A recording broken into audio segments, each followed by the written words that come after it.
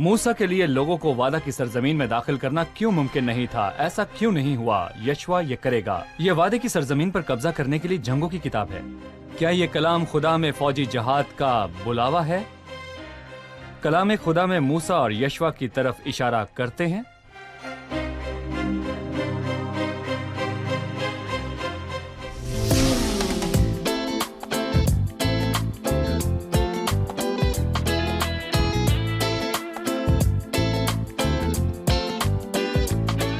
عزیز ناظرین، میں Ayad Zarif آپ سب دیکھنے والوں کو بائبلی مطالعہ پروگرام کی نئی قسط میں خوش آمدید کہتا ہوں۔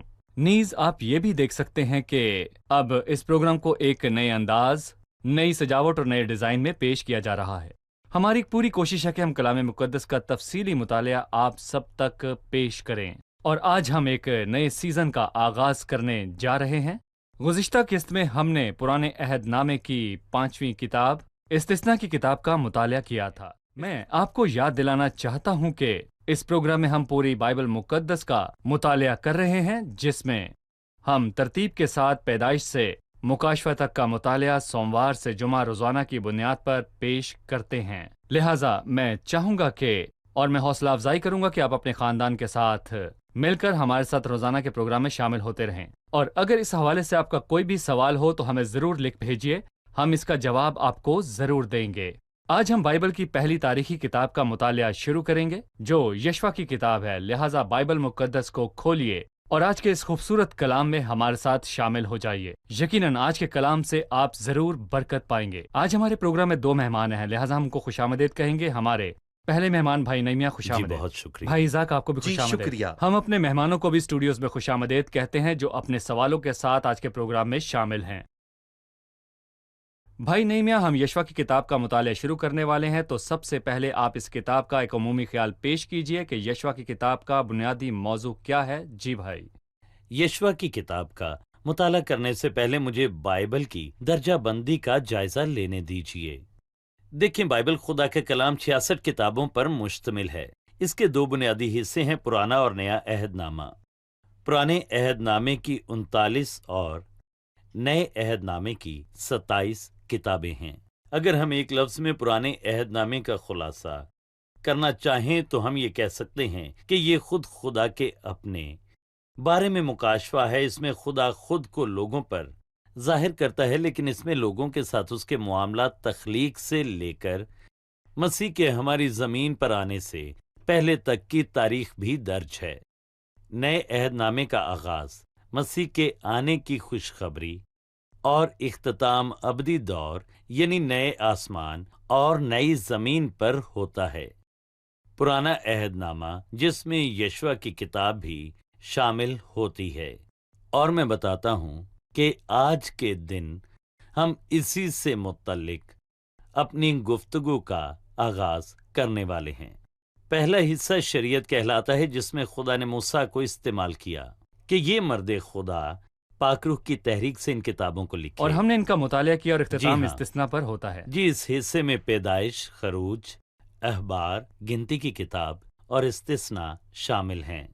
یشوع کی کتاب سے پرانے عہد نامے کے دوسرے حصے کا آغاز ہوتا ہے، اور یہ حصہ تاریخی کتابیں کہلاتا ہے۔ اس حصے میں 12 کتابیں ہیں۔ آغاز یشوع کی کتاب اور اختتام آستر پر ہے۔ اس میں یشوع، قضات اور روت، پہلا سیموئیل اور دوسرا سیموئیل، پہلا اور دوسرا سلاطین، پہلا اور دوسرا تواریخ، عزرا، نہمیہ اور آستر، اور اس کے بعد کلام خدا کا ایک انتہائی زبردست حصہ ہے جو شاعری کی کتابوں پر مشتمل ہے۔ ہم انہیں شاعری کی کتابیں کیوں کہتے ہیں؟ کیونکہ اصل زبان جس میں پرانا عہد نامہ لکھا گیا وہ عبرانی زبان ہے، اور اس زبان میں یہ شاعری کی شکل میں ہے۔ اس میں 6 کتابیں شامل ہیں: ایوب، زبور کی کتاب اور امثال اور وائز، اور پھر غزل و غزلات، اور ایک چھوٹی کتاب یرمیہ کے ساتھ جوڑی گئی جسے یرمیہ کا نوحہ کہا جاتا ہے۔ پرانے عہد نامے کی باقی 16 کتابیں ہیں جو نبوتی کتابوں کا مجموعہ ہے۔ ان 16 کتابوں کو سائز کے مطابق مزید 2 حصوں میں تقسیم کیا گیا ہے۔ پہلا حصہ 4 بڑی پیشن گوئیوں پر مشتمل ہے، جنہیں انبیاء اکبر کہتے ہیں۔ اس میں یسایہ اور حزقیل اور دانیل شامل ہیں۔ دوسرا حصہ 12 چھوٹی پیشن گوئیوں پر مشتمل ہے، جن میں سے بعض صرف ایک باب پر مشتمل ہے، اسی لیے انہیں انبیاء اصغر کہتے ہیں۔ ایک باب والی کتاب کی مثال ابدیہ کی کتاب ہے۔ جی ہاں، صحیح۔ ان کی پہلی کتاب ہوسیہ اور آخری ملاکی ہے۔ پرانے عہد نامے کا پہلا حصہ خدا کے بندہ موسیٰ نے لکھا اور آخری مصنف ملاکی ہے، اور یہ تقریباً 400 سال قبل از مسیح میں لکھی گئی۔ دوسرا حصہ تاریخی کتابوں پر مشتمل ہے، اس کا آغاز یشوع سے ہوتا جی ہے۔ ہاں، یشوع کی کتاب ملک کنعان پر قبضہ کرنے کی کتاب ہے، جیسا خدا نے ان سے وعدہ کیا تھا۔ خروج کی کتاب میں ہم دیکھتے ہیں کہ لوگ موسیٰ کی قیادت میں ملک مصر سے باہر نکل آئے تھے، اور گنتی کی کتاب میں ہم ان لوگوں کو 40 سال تک بیابان میں دیکھتے ہیں۔ لیکن یشوع کی کتاب میں وہ لوگ اس عظیم رہنما جسے خدا نے مقرر کیا تھا، وعدہ کی سرزمین ملک کنعان میں داخل ہوئے۔ یشوع نے مرد خدا موسیٰ کے مددگار کے طور پر شروع کیا تھا، اور ہم اسے امالیک کے خلاف جنگ میں قیادت کرتے ہوئے دیکھتے ہیں، اور یہ ہم خروج کی کتاب میں پڑھ سکتے ہیں۔ ہم یہ بھی پڑھتے ہیں کہ یشوع خیمہ اجتماع کے قریب تھا، جسے گواہی کا خیمہ بھی کہا جاتا ہے۔ بے شک یہ ان 12 جاسوسوں میں سے ایک تھا جنہیں موسیٰ نے ملک کنعان کی جاسوسی کے لیے بھیجا تھا۔ وہ یفنہ کے بیٹے کالب کے ساتھ واپس آئے اور کہا، چلو ہم ایک دم جا کر اس پر قبضہ کر لیں، کیونکہ ہم اس قابل ہیں کہ اس پر تصرف کر لیں۔ آخری ایام میں خدا نے موسیٰ کی رہنمائی کی کہ وہ یشوع کو مقرر کرے تاکہ وہ لوگوں کی رہنمائی کرے، انہیں ملک کنعان پہنچائے اور اسے تقسیم کرے۔ یشوع کی کتاب قبضہ کرنے اور خدا کی اس برکت سے لطف اندوز ہونے کی کتاب ہے جس کی اس نے ضمانت دی تھی۔ بس یشوع کی کتاب تاریخی کتابوں میں سے پہلی کتاب ہے، اور یہ وعدہ کی سرزمین کو تقسیم کرنے کی کتاب ہے، جس کا وعدہ خداوند نے اسرائیل کے لوگوں سے کیا تھا۔ جی، بھائی اسحاق بھائی نیمیہ نے ہمیں بتایا ہے کہ یشوع کی کتاب تاریخی کتابوں کی شروعات ہے، لہٰذا میں جاننا چاہتا ہوں کہ یہ ایک تاریخی کتاب ہے، لیکن کیا اس کتاب میں ہمارے لیے کوئی روحانی سبق بھی موجود ہے؟ اس بارے میں آپ کیا کہیں گے؟ جی بھائی ایاد، یہ ایک زبردست سوال ہے۔ در حقیقت انسان کی لکھی گئی تاریخی کتابوں اور روح القدس جو کہ الہی مصنف ہے اس کی لکھی گئی تاریخی کتابوں میں بہت بڑا فرق ہے۔ اور پہلی بات یہ ہے، جب خدا تاریخ لکھتا ہے تو اس کے پاس دنیا کی ہر خفیہ ایجنسی سے زیادہ معلومات ہوتی ہے، اور اس کے علاوہ اس کی معلومات سب سے زیادہ درست ہے۔ نیز جب خدا لکھتا ہے تو بغیر کسی طرفداری کے لکھتا ہے۔ جو شخص مقررہ مدت کی تاریخ لکھتا ہے تو اپنے نقطۂ نظر سے لکھتا ہے، بلکہ اس پارٹی کے مطابق لکھتا ہے جس سے وہ منسلک ہے، جس میں طرفداری نہیں۔ اس کے علاوہ خدا تاریخ لکھتے ہوئے انسان کی حقیقی فطرت کو ظاہر کرتا ہے، اور عام طور پر جب انسان تاریخ لکھتے ہیں تو وہ انسان کی عظمت کو بیان کرتے ہیں۔ وہ یا تو اپنے قائد یا رہنما کی تعریف کرتے ہیں، لیکن الہی تاریخ دان یعنی خدا جب وہ بائبل میں تاریخ لکھتا ہے تو وہ انسان کی ناکامی ظاہر کرتا ہے، اور یہ ایک انتہائی اہم نقطے کا تعارف ہے جس کی انسانی تاریخ بات نہیں کرتی۔ یہ کیا ہے؟ انسانی تاریخ واقعات درج کرتی ہے، لیکن الہی تاریخ یہ بیان کرتی ہے اور یہ ظاہر کرتی ہے کہ ان مناظر کے پیچھے مقصد کو پورا کرنے کے لیے خدا کا ہاتھ کام کرتا ہے۔ مقصد کیا ہے؟ تاریخی کتابوں میں خدا کا مقصد کیا ہے؟ اس کا مقصد انسان کی ناکامی کو ظاہر کرنا ہے، پھر ایک نجات دہندہ میں اس ناکامی کا علاج فراہم کرنا ہے۔ اور بھائی یہ بہت ہی اچھی بات ہے کہ یشوع پہلی کتاب ہے جس کا نام ایک انسان کے نام پر ہے۔ ایسا کیوں ہے؟ کیونکہ یہاں یشوع عبرانی کا بالکل وہی لفظ ہے جو یسوع کے نام کے لیے استعمال ہوا۔ یسوع کا مطلب ہے یشوع، جس کا مطلب ہے خدا بچاتا ہے، اور یہ زبردست ہے جو کہیں اور نہیں بس ملتا۔ انسان میں ناکامی ملتی ہے لیکن خدا میں نجات ملتی خدا ہے۔ میں ہے، اور یہی یشوع کی کتاب کا مرکزی خیال ہے۔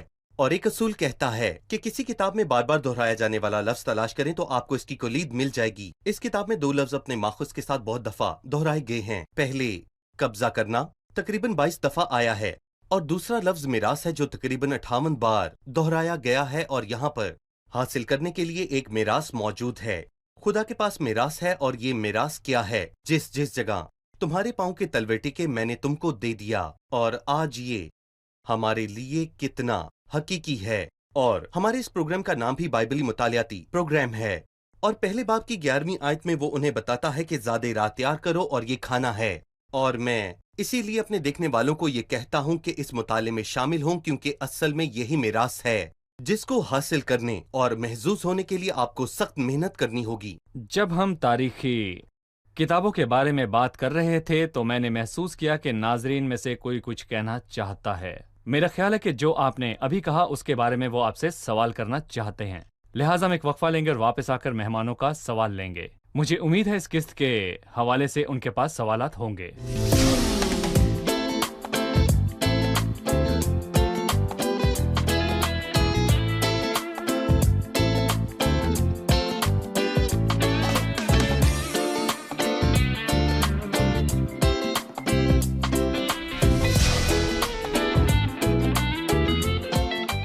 अजीज नाजरीन, हम वक्फे से वापस आ चुके हैं और यहाँ बैठे हाजरीन के सवालात का जवाब देंगे। खुश आमदेद। आपका सवाल? भाई नईमिया, आपने कहा है कि यशवा की किताब कलाम खुदा के एक बड़े हिस्सा की इब्तदाई किताब है जिन्हें तारीखी किताबें कहा जाता है। और भाई इजहाक, आपने कहा है कि यशवा की किताब और तारीख की बाकी किताबों में खुदा दुरुस्तगी के साथ तारीख बयान करता है। मैं सिर्फ ये पूछना चाहता हूँ कि दूसरे लोगों और बादशाहों की कहानियों के बारे में बताने के पीछे खुदा का क्या मकसद है? तारीख के बारे में वो काफ़ी बातें करता है। अगर ये लोगों के लिए खुदा का कलाम है तो वो हमसे बात क्यों नहीं करता? उसे तारीख की ये सारी कहानियां बयान करनी पड़ी। ये एक अच्छा सवाल है। तारीख में जितने भी वाक़यात रूनुमा हुए, ये हमें खुदा के हाथों के निशान दिखाते हैं। ये बयान करते हैं कि खुदा कौमों और बादशाहों पर इख्तियार रखता है। पहला और आखिरी कलाम उसी का है और आखिरी फैसला भी उसी का है, जैसा कि हमें बाइबल की पेशगोइयों से मालूम होता है कि खुदा ना सिर्फ मुस्तकबिल को जानता है और जाहिर करता है, बल्कि वाक़यात को तख्लीक करता है। और वो जाहिर करता है कि वही आसमान और ज़मीन का मालिक है और वो इंसानों की बादशाही में हकूमत करता है। तारीख हम पर खुदा की खसूसियात भी जाहिर करती है। मसलन जब हम तारीख के कुछ हिस्से पढ़ते हैं तो जानते हैं कि खुदा पाक है और वो इससे इनकार नहीं करता। सदाकत कौम को सरफराजी बख्शती है, पर गुनाह से उम्मतों की रुसवाई है। तारीख में किसी भी बादशाही या कौम को देख लें जो खुदा से दूर चली गई और फिर आप उसका अंजाम देख सकते हैं। इससे पता चलता है कि खुदा पाक है, लेकिन इससे खुदा का रहम और फजल भी जाहिर होता है। जैसे नैनवा में खुदा ने यूना को भेजा, उन्होंने तौबा की। खुदा ने उनके साथ क्या किया?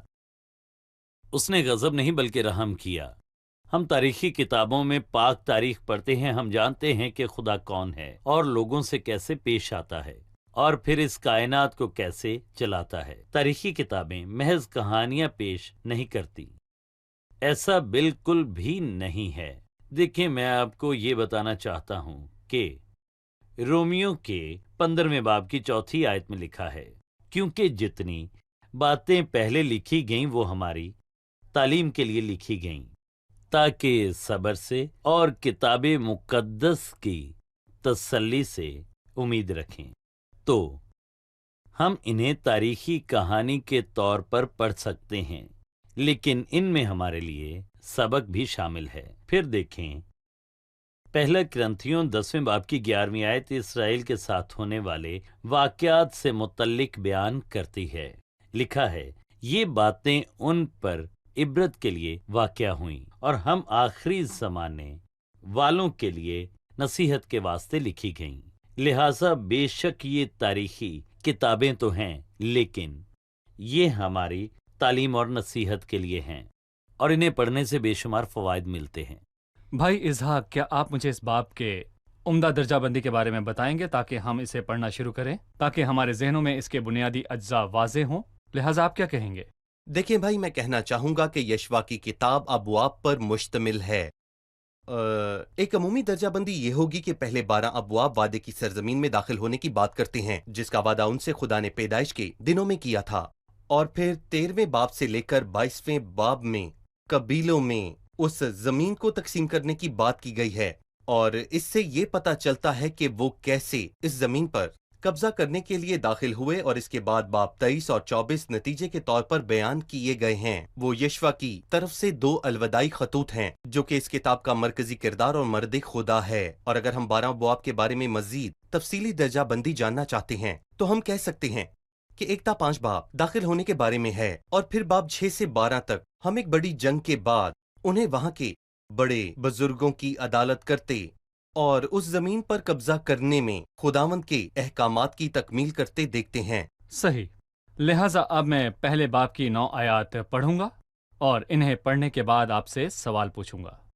پہلا باب پہلی تا 9 آیات۔ اور خداوند کے بندہ موسیٰ کی وفات کے بعد ایسا ہوا کہ خداوند نے اس کے خادم نون کے بیٹے یشوا سے کہا، میرا بندہ موسیٰ مر گیا ہے، سو اب تو اٹھ اور ان سب لوگوں کو ساتھ لے کر اس یردن کے پار اس ملک میں جا جسے میں ان کو یعنی بنی اسرائیل کو دیتا ہوں۔ جس جگہ تمہارے پاؤں کا تلوا ٹکے اس کو جیسا میں نے موسیٰ سے کہا میں نے تم کو دیا ہے، بیابان اور اس لبنان سے لے کر بڑے دریا یعنی دریائے فرات تک، ہتھیوں کا سارا ملک اور مغرب کی طرف بڑے سمندر تک تمہاری حد ہوگی۔ تیری زندگی بھر کوئی شخص تیرے سامنے کھڑا نہ رہ سکے گا، جیسے میں موسیٰ کے ساتھ تھا ویسے ہی تیرے ساتھ رہوں گا، میں نہ تجھ سے دستبردار ہوں گا اور نہ تجھے چھوڑوں گا۔ سو مضبوط ہو جا اور حوصلہ رکھ، کیونکہ تو اس قوم کو اس ملک کا وارث کرائے گا جسے میں نے ان کو دینے کی قسم ان کے باپ دادا سے کھائی۔ تو فقط مضبوط اور نہایت دلیر ہو جا کہ احتیاط رکھ کر اس ساری شریعت پر عمل کرے جس کا حکم میرے بندہ موسیٰ نے تجھ کو دیا۔ اس سے نہ تو دہنے ہاتھ مڑنا اور نہ بائیں، تاکہ جہاں تو جائے تجھے خوب کامیابی حاصل ہو۔ شریعت کی یہ کتاب تیرے منہ سے نہ ہٹے، بلکہ تجھے دن اور رات اسی کا دھیان ہو، تاکہ جو کچھ اس میں لکھا ہے اس سب پر تو احتیاط کر کے عمل کر سکے، کیونکہ تب ہی تجھے اقبال مندی کی راہ نصیب ہوگی اور تو خوب کامیاب ہوگا۔ کیا میں نے تجھ کو حکم نہیں دیا؟ سو مضبوط ہو جا اور حوصلہ رکھ، خوف نہ کھا اور بے دل نہ ہو، کیونکہ خداوند تیرا خدا جہاں جہاں جائے تو جائے تیرے ساتھ رہے گا۔ پہلی آیت کے پہلے لفظ پر میں نے غور کیا، لکھا ہے موسیٰ کی وفات کے بعد۔ جی، عبرانی زبان میں یہ الفاظ لفظ اور کے ساتھ شروع ہوتے ہیں، آپ کیا کہیں گے؟ ہم دیکھتے ہیں کہ پاک تحریک کہانی کو جاری رکھے ہوئے ہے۔ موسیٰ لوگوں کو مصر سے نکال لایا اور کنعان کی سرحد تک ان کے ساتھ رہا۔ دیکھیں، لوگوں کے لیے موسیٰ کی وفات بڑا نقصان تھا، کیونکہ وہ ایک عظیم رہنما تھا، کیونکہ خداوند نے پہلے سے ایک دوسرا قائد تیار کر رکھا تھا جو انہیں ملک کنعان میں لے جائے گا اور ان میں زمین تقسیم کرے گا۔ وہ یشوا لیکن تھا، وہ قائد نون یشوا کا تھا۔ بیٹا یشوا تھا، جس کے نام کا مطلب ہے یہوہ بچاتا ہے، جیسے کہ ہم نے یہاں پر سیکھا ہے۔ سوال یہ ہے، موسیٰ کیوں انہیں ملک کنعان میں نہ لے جا سکا؟ موسیٰ شریعت کی نمائندگی کرتا ہے۔ شریعت کیا ہے؟ وہ احکامات جو خداوند نے لوگوں کو دیے، جو انہوں نے مانگا۔ لوگوں نے کہا موسیٰ جا کر خداوند سے بات کرے اور جو کچھ وہ کہے گا ہم کریں گے۔ انہوں نے خود کو خدا کے تقاضے پورے کرنے کے قابل سمجھا۔ خداوند نے کہا، سو تم میرے آئین اور احکام ماننا، جن پر اگر کوئی عمل کرے تو وہ انہی کی بدولت جیتا رہے گا، لیکن اگر اپنی راست بازی کے ذریعے راست باز بننا چاہے تو خدا کے حضور مطلب شریعت میں مقبول کچھ نہ غلط ہوگا۔ ہے، خدا کے احکامات، نہیں، شریعت میں کچھ غلط نہیں۔ انسان کی نااہلی۔ جی ہاں، کیونکہ شریعت کے عمل سے کوئی بشر اس کے حضور راست باز نہیں ٹھہرے گا۔ دیکھیں، شریعت نہ میراث دیتی ہے اور نہ ہی زندگی۔ شریعت انسان کے گناہوں اور نااہلی کے نتیجے میں موت کی سزا دیتی ہے، لیکن یہاں یشوا کس کی علامت ہے؟ یشوع فتح یاب یسوع کی علامت ہے۔ یہ وہ رہنما ہے جو اپنے لوگوں کو تمام برکات حاصل کرنے میں ان کی رہنمائی کرتا ہے، جیسا کہ ہم افسیوں کے خط کے تعارف میں دیکھ سکتے ہیں، جہاں پولس کہتا ہے، ہمارے خداوند یسوع مسیح کے خدا اور باپ کی حمد ہو، جس نے ہم کو مسیح میں آسمانی مقاموں پر ہر طرح کی روحانی برکت بخشی۔ ناظرین، ہم ایک وقفے کے بعد اسٹوڈیو میں موجود حاضرین سے سوال لیں گے۔ میں آپ کو ترغیب دوں گا کہ اگر آپ کا کوئی سوال ہو تو وقفے کے دوران لکھ لیجئے اور اسکرین پر دیے گئے نمبر پر ہم سے رابطہ کیجئے۔ خدا ان کے فضل سے ہم اس کا جواب آپ کو ضرور دیں گے۔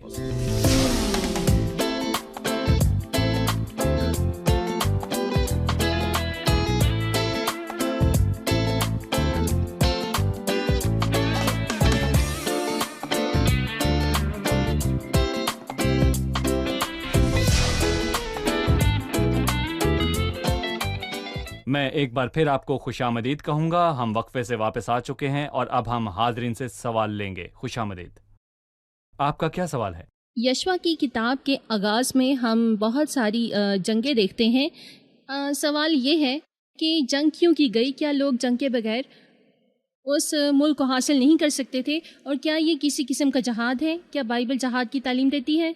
माजी में हम देखते हैं कि यूरोप से अफवाज का एक ग्रुप मशरिक़ वस्ती जंग के लिए आया, जिन्हें सलीबी जंगें कहा जाता है। लिहाजा क्या बाइबल हमें किसी तरह के जहाद का हिस्सा बनने की तरगीब देती है? अगर ऐसा है तो मुझे किसके खिलाफ और कैसे जहाद करना चाहिए? सही, ये एक बहुत ही अहम सवाल है। जी। जी, मुझे जंग, कत्ल और लड़ाई और उनके अल्फाजों के बारे में तसव्वुर के दरमियान फर्क बयान करने दीजिए। और आप ये मत भूलिए कि उस वक्त खुदा अपने लोगों यानी कि इसराइल के जरिए पूरी दुनिया पर हुकूमत किया करता था। और अगर हम आजकल की जुबान में ये कहें कि वो उस वक्त इसराइल की कुव्वत और ताकत थी, जिन्हें मुजरिमों को गिरफ्तार करने और सजा देने का काम दिया गया था। और किनानियों के हवाले से यह है कि खुदा ने 400 साल उनके गुनाह को बर्दाश्त किया और इसके बाद उनके गुनाहों के दिन पूरे हो गए और सजा का दिन आ गया। और खुदा अपने लोगों को कहता है, जो फैसला मैंने जारी किया है नाफिज करो और मेरे कमिश्नरों की हैसियत से उनका इंसाफ करना। और उनको कत्ल क्यों किया गया, ये सवाल का मनफी पहलू है, क्योंकि खुदा खूनी नहीं और ना ही यहाँ मामला जंग के बारे में है। और बेशक ये नए अहदनामे में बिल्कुल मुख्तलिफ है। नए अहदनामे में जद्दोजहद है, ये दूसरा नुक्ता है। दरअसल जद्दोजहद का मतलब जंग या हथियार नहीं है, ये कोशिश से अक्स किया गया है। इसका मतलब किसी खास मकसद को पूरा करने की कोशिश करना है। और क्या आज मसीही ईमानदारों के लिए कोई मिरास है? क्या उसे इस पर कब्जा करने की जरूरत है? तो जवाब है जी हाँ। और हमने सीखा पुराने अहदनामे की किताब यशवा नए अहदनामे के खत इफ्सियों से मुमासलत रखती है। इफ्सियों का खत हमसे आसमानी मुकामों की बात करता है, लेकिन रूहानी बरकत को हासिल करने के लिए हमारे खुदाम यीशु मसीह के खुदा और बाप ने हमको मसीह में आसमानी मुकामों पर हर तरह की रूहानी बरकत बख्शी है। क्योंकि रूहानी जंग में हम पिस्तौल, बम या बमबारी करने वाली गाड़ियों का इस्तेमाल नहीं करते। ये एक रूहानी जंग है जिसमें हम खुदा के सभी हथियारों को बांध लेते हैं जो के साथ हैं, जो शैतान के खिलाफ इस्तेमाल करते हैं, ना कि उन लोगों के, क्योंकि मसीही ईमानदार लोगों से नहीं लड़ता। हम किसी से दुश्मनी नहीं करते, क्योंकि मसीह ने हमें उनसे भी मोहब्बत करने को कहा है जो कि हमें अपना दुश्मन समझते हैं, और उनके लिए दुआ करने को कहा जो हमें सताते और हमारा इस्तेमाल करते हैं। लेकिन इसके साथ साथ हमें रूहानी जद्दोजहद और जंग के लिए भी बुलाया गया है, क्योंकि ये जंग शैतान और उसकी फौजों से है। शैतान जो कि धाड़ने वाले बब्बर शेर या फिर सांप या फिर जलाली फरिश्ते की मानंद आता है। भाई क्या आप इसमें कुछ और शामिल करना चाहते जी हैं? हाँ, मैं कुछ कहना चाहता हूँ। खुदा ने अपने लोगों को कनानियों की अदालत करने और सजा नाफिज करने के लिए इस्तेमाल किया। लेकिन क्यों? कनान के लोग जमीन पर सबसे ज्यादा गुनाहगार थे और जमीन पर उनकी बुतपरस्ती बदतरीन बुराइयों में से थी जिन्हें इंसान कभी जानता था। देखें पैदाइश 15वें बाब से हम सीखते हैं कि जब खुदावंद ने उसे अब्राहम पर जाहिर किया। मुझे पढ़ने की इजाजत दें कि खुदावंद ने अब्राहम से क्या कहा। जान के तेरी नस्ल के लोग ऐसे मुल्क में जो उनका नहीं परदेसी होंगे और वहां के लोगों की गुलामी करेंगे, और वो 400 बरस तक उनको दुख देंगे। लेकिन मैं उस कौम की अदालत करूंगा जिसकी वो गुलामी करेंगे, और बाद में वो बड़ी दौलत लेकर वहां से निकल आएंगे, और तू सही सलामत अपने बाप दादा से जा मिलेगा और निहायत पीरी में दफन होगा, और वो चौथी पुश्त में यहां लौट आएंगे। क्यों? खुदा को क्यों उस वक्त का इंतजार करना पड़ा? उनके साथ क्यों साबिर रहा? क्योंकि अमूरियों के गुनाह अब तक पूरे नहीं हुए। खुदा अपने तमाम रास्तों और मामलात में मुनसिफ है। क्योंकि वो पाक और मुनसिफ है, इसलिए उसे अपनी अदालत को उन लोगों पर लाना पड़ा, और इस सारे वक्त में उसने इंतजार किया, क्योंकि उसने उनके साथ तहम्मुल किया, इसलिए कि वो किसी की हलाकत नहीं चाहता, बल्कि ये चाहता है कि सबकी तौबा तक नौबत पहुंचे। लेकिन जब लोग बज़िद होकर खुदा की नाफरमानी करते हैं तो वो उनका इंसाफ करता है। मैं आप दोनों भाइयों का जी, शुक्रिया शुक्रिया। अदा करना आपका चाहता भी हूं, और शुक्रिया। मैं साथ ही हाजरीन का भी शुक्रिया अदा करना चाहता हूं। आप सबका हमारे साथ होना एजाज की बात है। नाजरीन, मैं कहूंगा कि स्क्रीन पर दिए गए पते पर अपने सवालात को भेजिए, और यशवा की किताब पर गुफ्तगू जारी रखने के लिए अगली किस्त में भी आप शामिल हों। खुदा आपको बरकत दे।